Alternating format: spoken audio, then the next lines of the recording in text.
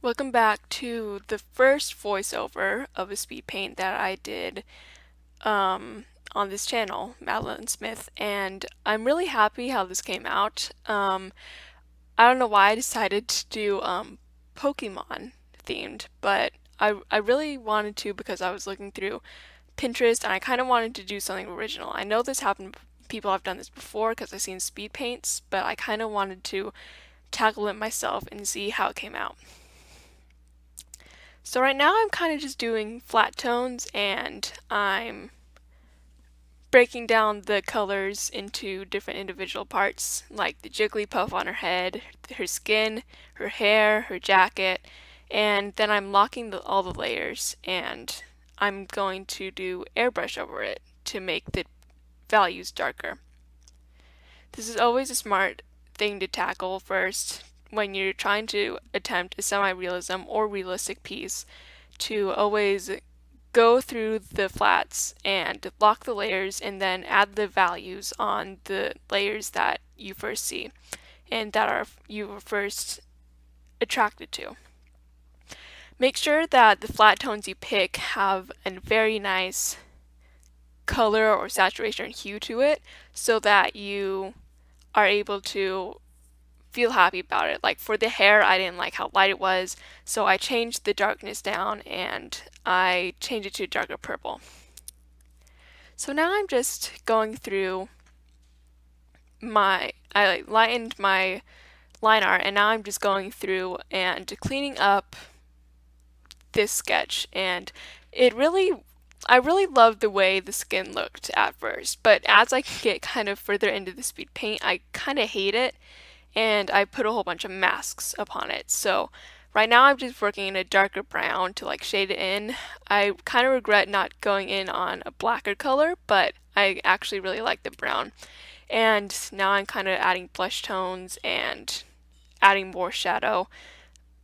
As they say, when value hits right, then a lot of people would say that proportions don't really matter and that proportions don't matter as much as long as your values are right, but to me, proportions are basically everything. I mean, if I flip my canvas and like the proportions aren't right, then I need to like start over.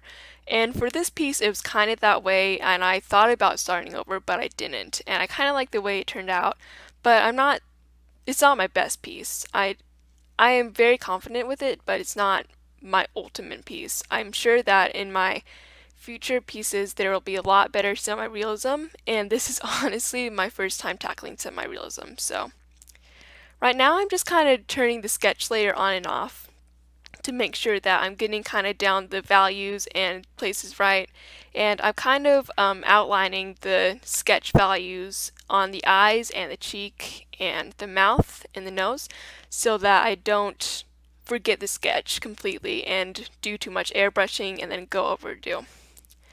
Right now, I would kind of call it kind of overdoing.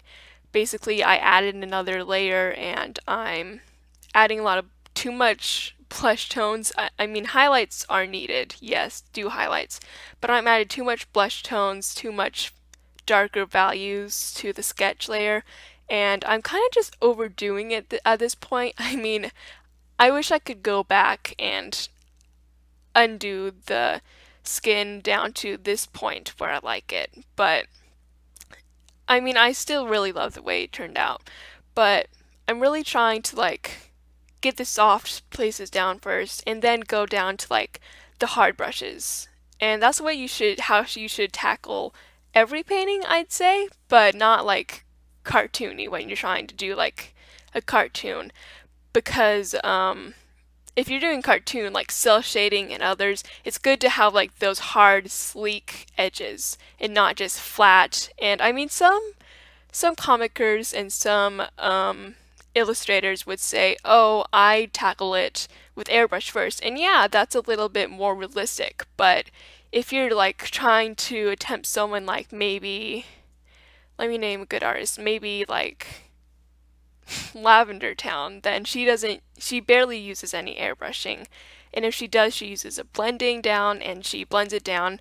I actually used to be a big fan of her, and Her link will be down in the comics. She's not subscriptive, of course, but I'm just kind of a big fan of her work and how she puts them in cell shading. Again, I really regret overdoing it with the black because you can go too dark. You can. And right now it looks kind of earthy, I know, but it does get better the way I portray it. And right now I'm just checking the layers, doing the opacity, and kind of like trying to critique it and trying to make it look better because right now I just don't like it very much. And even looking back at it, I don't love it, but it does get better, I promise. And right now I'm just trying to find a way to fix it or to trying to like right now I'm trying to like change the lips because they're way too big, and now I'm adding a darker tone. By the way, this will make your paintings look so much better. I'm adding a darker tone and then painting the light. So if you paint the light, it kind of brings a more immense feeling of darker, but what I did when I painted my lights was use airbrush. I'd rather use a hard brush, like if you kind of could find a cube brush and then kind of like not blur, but blend it out later, then that's a great thing. My motto is to never to blur when you are using blending techniques. Blurring is never a right blending technique. You have to blend it out like by lightly tapping, by having a good tablet resource, and by having a good system of airbrush. And don't use blur because I'm not saying you can't use blur, I mean blur gives a cool effect, but just blur can make things look a bit iffy real quick. Right now I'm just kind of fixing up the blush tone layer I did. Again, you don't have to do a blush tone layer. That was just like my stupid background of, I don't know, like my stupid background of watercolor. Just don't do that. And I thought adding another blush tone layer for her skin would be a cool idea, but later it just backfired badly and I ended up kind of really lightening the blush tone layer, or if not, fixing it. And right now I'm kind of just adding a lot more values, a lot more color, a lot more contrast, a lot more saturation, and I'm trying to get it together, sorta. But the skin, I promise you, the skin is the hardest thing I had to get down because there's so much colors in the skin. You can name it. There's blues, blacks, reds, greens, purples, even like pinks. I don't know. And something really cool I see while drawing, I didn't do this that much in this piece. I did in the hair, but not in the skin, which is kind of a mistake. But what I did with this piece was that I kind of, some people do like a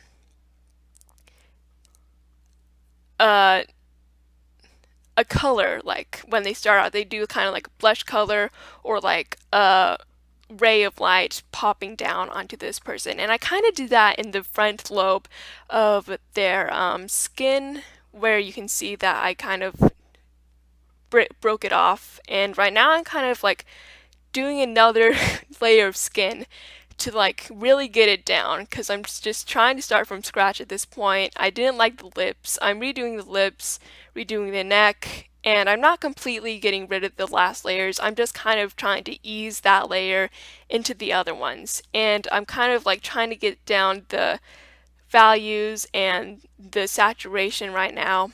And it's kind of working out. And at the end it does work out. And it is a darker skin tone, which wasn't really what I was going for, but she looks pretty cute.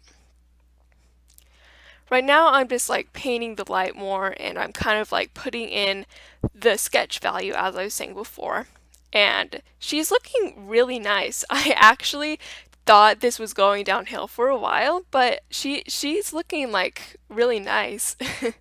And right now I'm doing the shoulder, and in a second I'll do the second shoulder, and adding the highlights, the blush tones, the the darker value, and I apologize if my voice is kind of scratchy because I've been on a little bit of cold and I don't want to talk too much because I feel like sometimes I talk too much and it gets kind of in people's way from really appreciating it. So right now I'm painting the light again. So my motto is like always paint the light. It looks so much better. Like when you paint the light, it really makes it pop.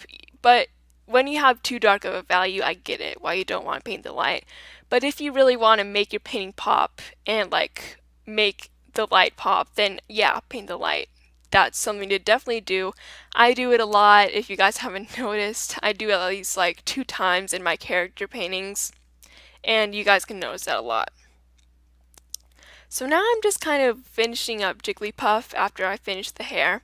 And the hair took a long time to do. I mean, like, I had to airbrush and I had to break it up into volumes, and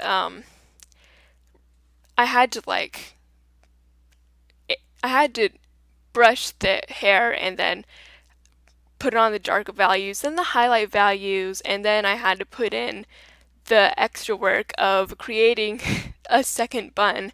And it wasn't as hard as the skin, I'd say, but it was pretty hard. But the skin, then the hair is kind of like the two hardest things to achieve in a semi-realism painting. And then you can move on to the clothes, the other features, like in my case, the Jigglypuff. Right now I'm trying to like focus on the Jigglypuff more, trying to like block in the flats, block in more, and trying to get the eyes out without relying on the sketch so much. That's something to really do, like it's kind of like in algebra, like you're trying to get rid of a certain number or letter, but in this I'm trying to get rid of the sketch, and that value of the sketch, you don't really want it in your full painting because it kind of deceives the eye and it makes it kind of meh. And right now the Jigglypuff is really coming along, and at first I didn't like it, but right now it's really since I added all the values, then I see that it's working better. And right now I'm painting more light. I know, more light, and right now I'm just trying to add a background. And I really like the Jigglypuff now because like I added some new eyes to her. I added like a cute musical note, and I'm like, okay, this is going good. And I added a new eye to her and a good highlight and a background. Backgrounds always help. And I'm painting the light even more to really get the values down good because I just felt like she popped too much. So I'm really kind of like putting down those values in the skin, and then I'm blending them out. Not with the blur, with the Q-tip. That was the end of my first voiceover. I really hope you guys liked it, and make sure to subscribe, like, and comment for more. If you guys really liked it, then make sure you let me know, and thank you for watching.